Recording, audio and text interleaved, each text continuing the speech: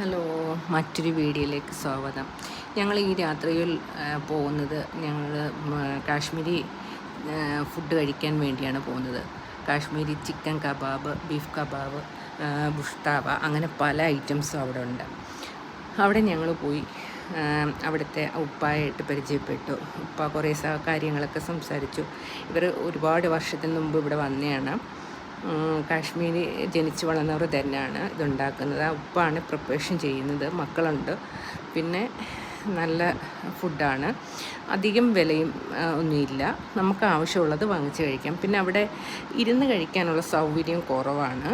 പിന്നെ ഒരാൾ എഴുന്നേറ്റിട്ട് വേണം നമ്മൾ ഇരിക്കാൻ. പിന്നെ കാർ പാർക്കിംഗ് ഒക്കെ ഉണ്ട്. കുറച്ച് ഒരുപാടില്ലെങ്കിലും കുറച്ചുണ്ട്. ഒരുപാട് ആൾക്കാർ ഇത് അന്വേഷിച്ച് വരുന്നുണ്ട്. എല്ലാ ദിവസവും 7 മണി തൊട്ട് 11 മണി വരെയുണ്ട് ഇവിടുത്തെ ഫുഡ്. ഇവിടുത്തെ ഇവർ തരുന്ന ആഹാരത്തിൻ്റെ കൂടെ ഉള്ള ഗ്രേവിയാണ് ഭയങ്കര ടേസ്റ്റ്. ഇവിടെ ചിക്കൻ കബാബ്, ബീഫ് കബാബ്, ബുഷ്താവ എന്നൊക്കെ പറയുന്ന കുറേ ഐറ്റംസ് ഉണ്ട്. പേരൊക്കെ അങ്ങ് മറന്നുപോയി. പിന്നെ കാവ ഉണ്ട്. കാവ ഒക്കെ എന്ന് വെച്ചാൽ പിന്നെ എനിക്ക് നല്ല ടേസ്റ്റാണ്. ബദാം അരച്ചും പനീരും കൂടെ ചേർത്തുള്ള കാശ്മീരി ഡ്രിങ്കാണ്.